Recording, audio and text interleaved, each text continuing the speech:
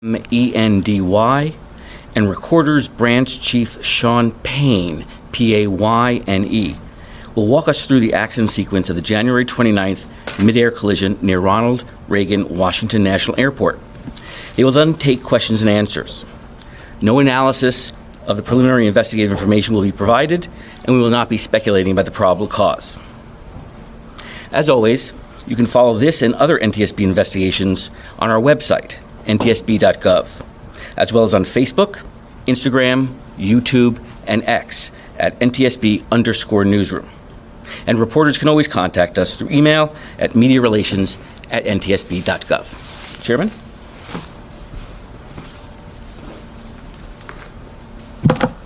Good afternoon, and thank you for joining us. The on-scene portion of our investigation into the January 29th mid-air collision near Reagan National Airport has wrapped up. We have the perishable evidence we need, so we want to provide an investigative update and talk about next steps.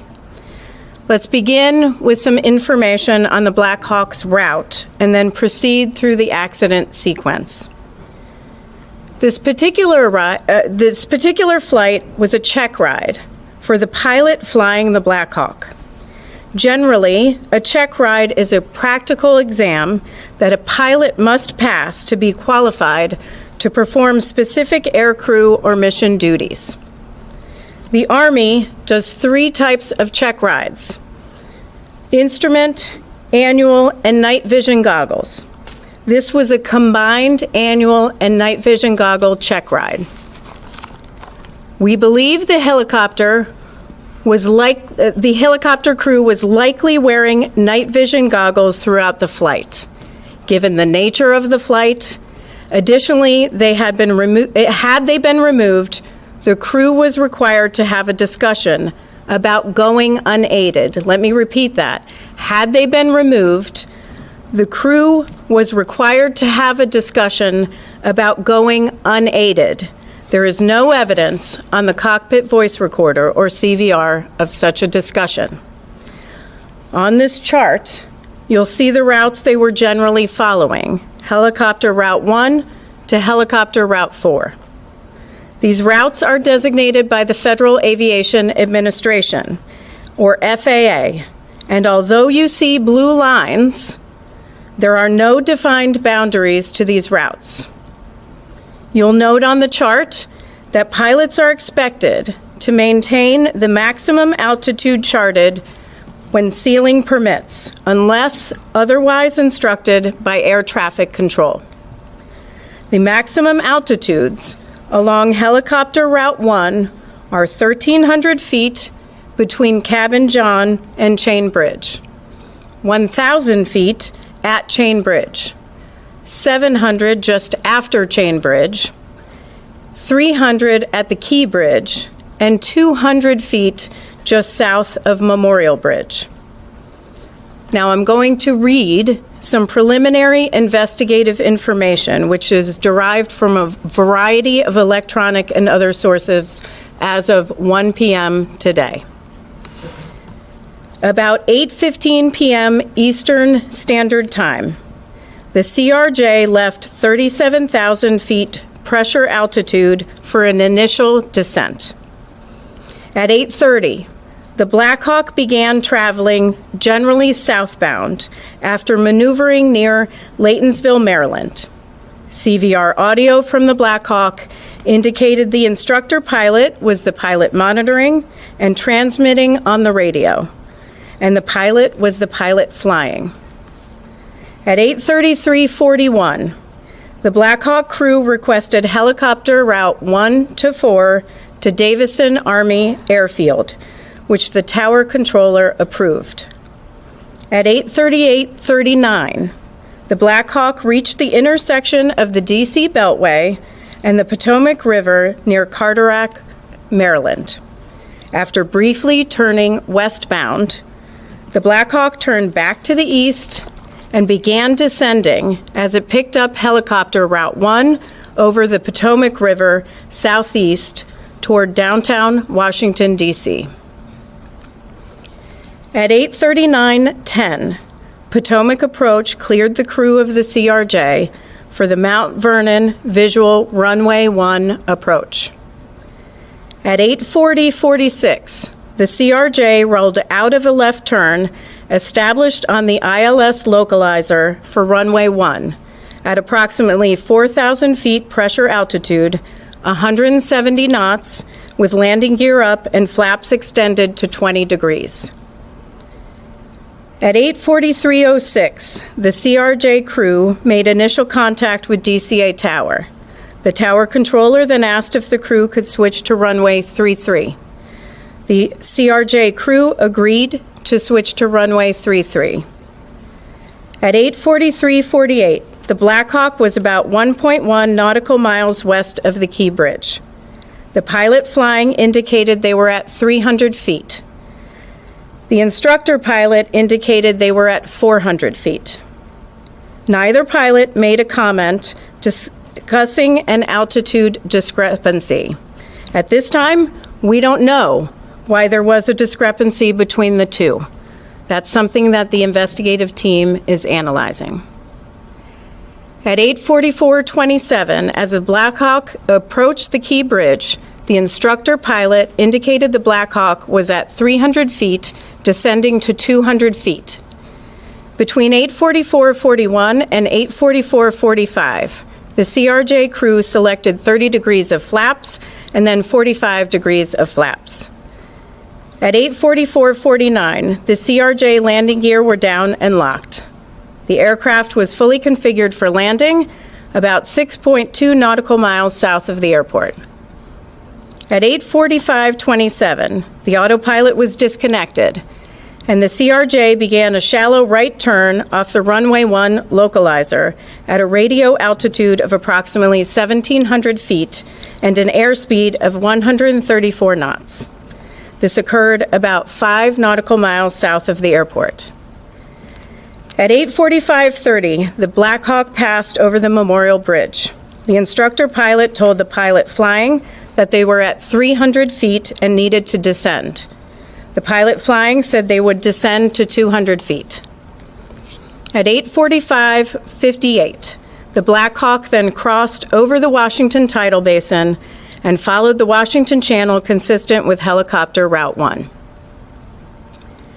It is now approximately 2 minutes before the collision.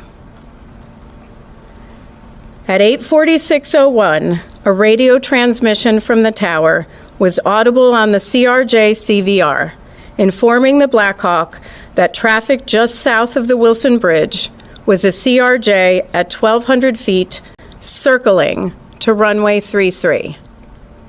CVR data from the Black Hawk indicated that the portion of the transmission stating the CRJ was circling may not have been received by the Black Hawk crew.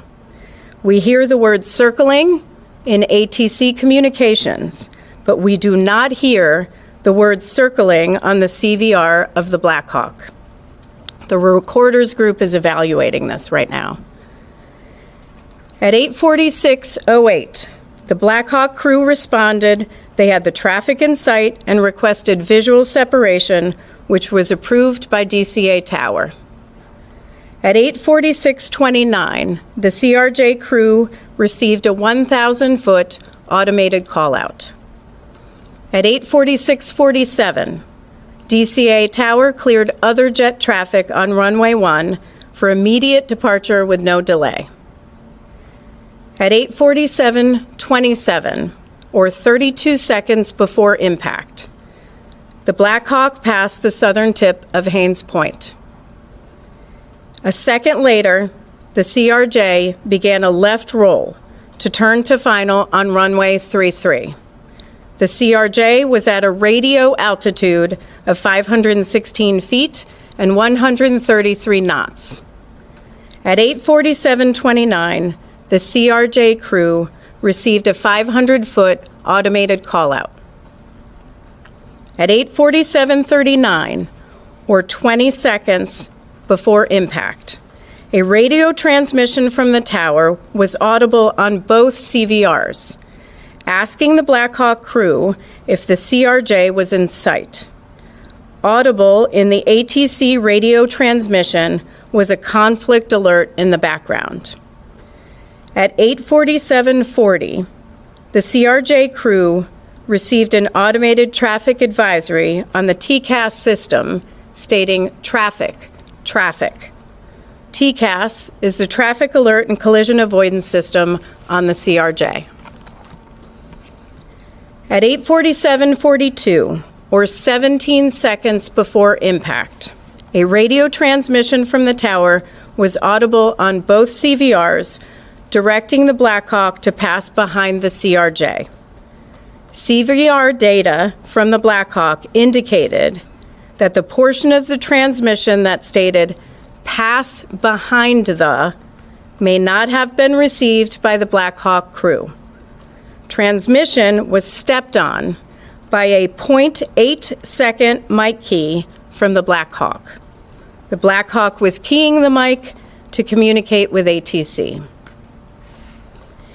In response, at 8:47:44, the Blackhawk crew indicated that traffic was in sight and requested visual separation, which was approved by DCA Tower.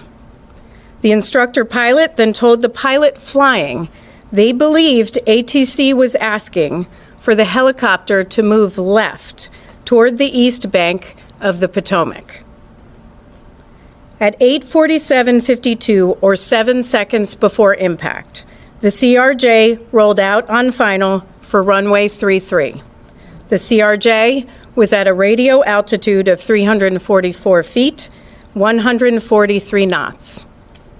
At 8:47:58, or 1 second before impact, the CRJ began to increase its pitch, reaching about 9 degrees nose up at the time of collision.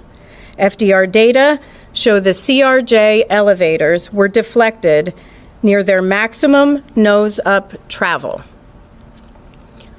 The last radio altitude recorded for the CRJ was 313 feet and was recorded 2 seconds prior to the collision.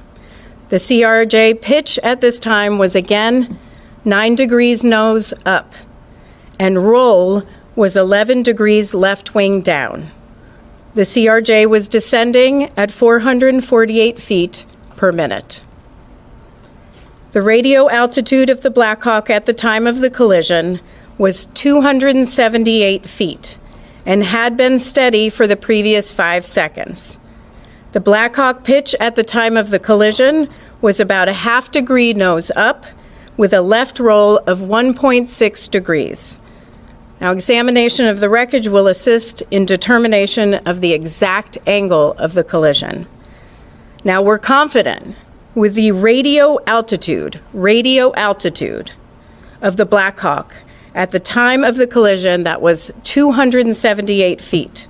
But I want to caution, that does not mean that's what the Blackhawk crew was seeing on the barometric altimeters in the cockpit. We are seeing conflicting information in the data, which is why we aren't releasing altitude for the Blackhawk's entire route. I'm going to turn it over to Sean Payne for an explanation of that. Sean is Branch Chief of the NTSB Vehicle Recorder Division. Thank you. I'm Sean Payne. I'm Branch Chief of the Vehicle Recorder Division. This is the Flight Recorder Lab at the NTSB. I can give some insight into the challenges of understanding what altitude the Blackhawk pilots would have seen on their gauges in the cockpit. You may see pictures released of showing us in the lab rebuilding the flight recorders. That's part of our job, but a bigger part is ensuring that the data that we have downloaded is true and accurate. We call this validating the data. I'm going to define some terms for altitude in a way that most audiences can understand. I may end up reading much of this verbatim as I want to be precise in my language. The first term is radio altitude. You've heard this in our other press conference before. This is a measure of the helicopter's height above terrain, in this case, the Potomac River. It is measured by bouncing a signal from the helicopter to the river. We have determined that this parameter is valid. This is good data. This gives us confidence in knowing exactly how high the helicopter was above the ground. This parameter is not the primary means the pilots would have used to determine their height during flight. The pilots are not typically navigating using radio altitude. It is often different from what they see on their primary altimeters. The next term is barometric altitude. This is typically the altitude the pilots would use while they are flying. This was not recorded on the FDR. Barometric altitude takes into account certain atmospheric conditions. This would be displayed in front of both pilots on their instrument panel. As I said, this was not recorded. The next term is barometric pressure setting. This is an adjustment that the pilots use on their primary barometric altimeters to ensure that the altimeter is set properly. This is critical. This was not recorded by the FDR. This accounts for the local pressure at the time of the flight. Again, this was not recorded by the FDR. The next term is pressure altitude. This is more of an engineering altitude that the helicopter's systems can tap into. This altitude is calibrated using what we call a standard atmospheric pressure. We have found that this parameter is not valid. This is bad data. Normally, we can use this parameter to compute the barometric altitude displayed to the pilots. Because this data is bad, we have to use other methods to make this determination. Last, the FDR does not record GPS information, so we cannot simply verify any of this with GPS information such as GPS altitude. This does not exist in the data set. We are working to determine if this bad data for pressure altitude only affected the FDR or if it was more pervasive throughout the helicopter's other systems. We will have an answer to what altitude the pilots saw on their gauges as they were flying. To examine this, we will use a combination of methods. First, we have already started working with Sikorsky, Collins Aviation, and the Army to retrieve engineering documentation to understand how this may have affected other helicopter systems. Next, because we cannot turn to the FDR for this information, the wreckage of the helicopter needs to be examined. We need to look at the remains of the pedostatic and air data system. I must stress that these systems were badly damaged in the accident, and this will be difficult. Last, we will need to look at the altimeters themselves and determine their independent functionality. I'd like to stress that we've just completed the on-scene phase of the investigation. We need to follow our process and be meticulous.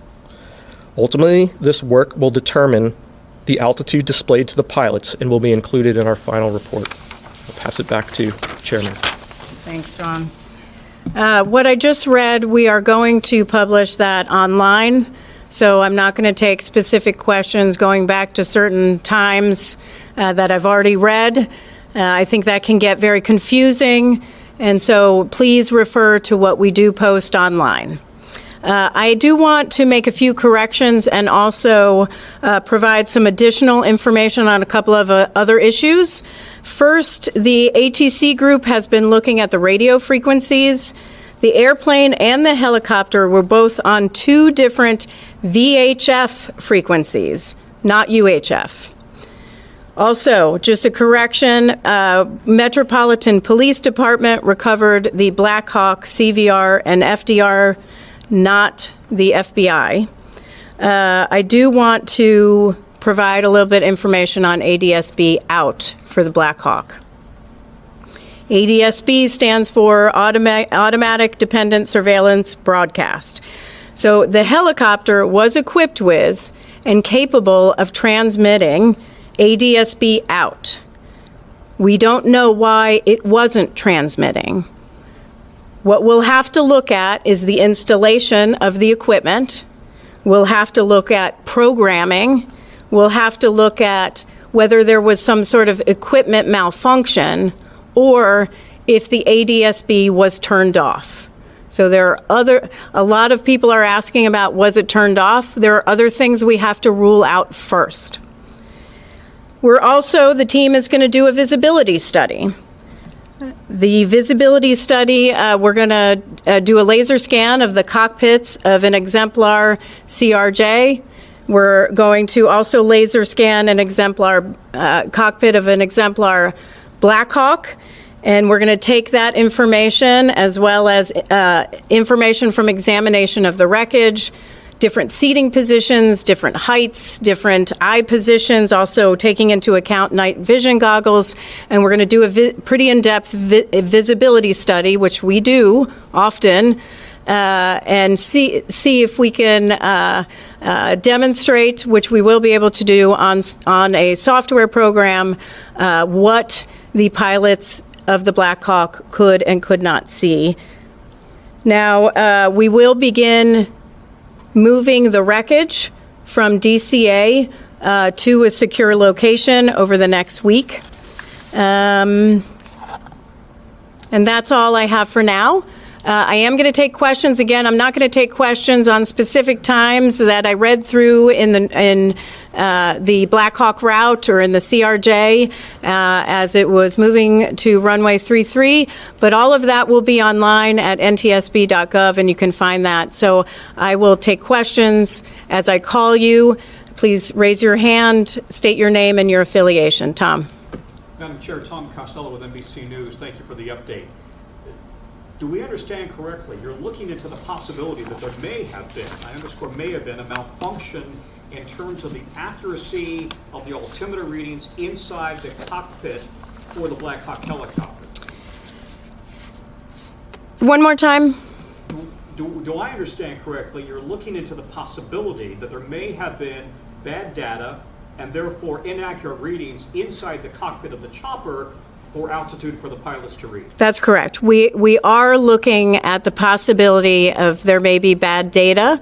We're looking at, were they seeing something different in the cockpit that differs from the FDR data, which was radio altimeter? In other words, they may have thought they're at one altitude when in truth they were at a different altitude. It's possible, but we have a lot of work to do till we get to that. Pete Bunting with CNN. How critical is the finding that the crew could have been wearing night vision goggles, and how much will that factor into your investigation? So the question is, how critical is the finding that the crew could have been wearing night vision goggles? That is, part of our investigation, where it's going to be a factor in our visibility study. We're going to have to see what was possible for them to see at the time leading up to the collision and the accident sequence. Is there anything in the voice recorder indicating that the crew of the Black Hawk saw the impending collision? Is there anything in the voice recorder that the crew of the Black Hawk could see or tell that there was an impending collision? We do not have any indication that the Black Hawk crew would have seen that. Paul Wagner with News 4. Based on the possibility that they were wearing these night vision goggles, we've heard from people who wear them that it may affect your peripheral vision. So if the plane is coming into 33 and they're coming down the river, that possibly the peripheral vision may have been affected to see that plane off to the left? The question is visibility and night vision goggles. This is exactly why we do a visibility study, and we'll test that as part of our study. But time will tell. Just to level set here, we're only a couple of weeks out, and we have a lot of work to do. That will be a part of the work. Washington Post. You mentioned the CRJ got a traffic advisory before the collision. Do you know what aircraft triggered that traffic advisory? And do you know if it in fact was the Black Hawk or some other aircraft? Do we know if the traffic advisory that was received by the CRJ crew was the Black Hawk? That's something that our ATC group is analyzing. Lydia, News Nation, hi. My question is about air traffic control's message to the Black Hawk saying that they should pull behind the passenger plane. You're saying that didn't get through to the Black Hawk, or are you saying that is what's being investigated, or it did get through and they weren't able to accommodate that? So the instructions from ATC were to pass behind the CRJ. That transmission was interrupted. It was stepped on. We do not have evidence on the CVR of the Black Hawk that they may have not received pass behind because the mic key. They were communicating with air traffic control at the time. Did that full message come through from air traffic control, like pass behind the passenger plane, or was it just pass behind and then it got cut off in the Black Hawk? Pass behind was not communicated. And Yeah. what were the next words? Actually, it was communicated by ATC. It was not heard on the Blackhawk CVR. Is that clear? I think the clarification of the Blackhawk not receiving an air traffic control and making it through, was the passenger plane aware of the Blackhawk even in the area being told of this? Was that something that would even be on their frequencies? I know this is a second-by-second moment, so I don't know who got what.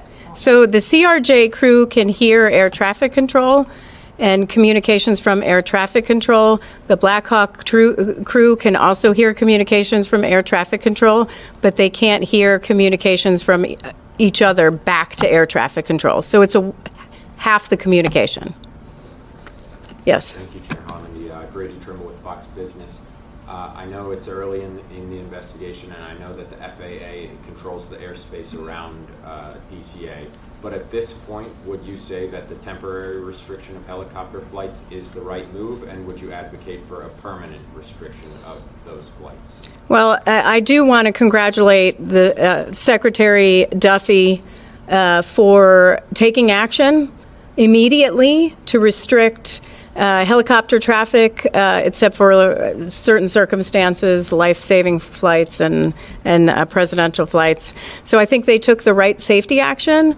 We will have to, as we go through our investigation, look at the accident sequence and take our investigative information and determine what next steps should be done. It's too early for us to say whether it should be permanent. However, that's certainly something that the Secretary and the FAA can do on their own. And because it will be you guys who put the safety recommendations forward in the end, are there any others right now that would make flying into that particular airport safer? Yeah, so here's what I'm going to say. On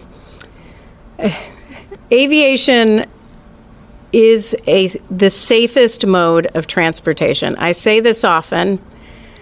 You are at greater risk getting into your car to and from the airport. On our nation's roads are 95% of all transportation deaths. 95%. We're talking 43,000 people are dying on our nation's roads annually, millions more injured. Aviation is incredibly safe. With respect to any safety recommendations that may come along or any safety deficiencies that we might identify, one thing I will say is our investigative process, we don't wait till the end of our investigation to issue something that may impact a safety deficiency. So, for example, we will issue an urgent safety recommendation if we see that something needs to be acted on immediately. We won't wait till the end of the investigation. We won't wait till the end to issue recommendations in the final report. We will take action. We will issue an urgent safety recommendation if we need to. So that's open right now in all areas. Last question. Yes. Patrick Terps with Scripps News. There's been a lot of talk from aviation experts that maybe the crew on the CRJ, or on the Blackhawk, rather, is looking at the wrong plane. Can you talk about whether you've seen anything that would support that theory or oppose it? Yeah, I've read these reports. It's too early to tell. We're going to have to do our visibility study to look at all possibilities of what the crew might have been seeing. So more to come on that. Thank you very much. Thank you very much.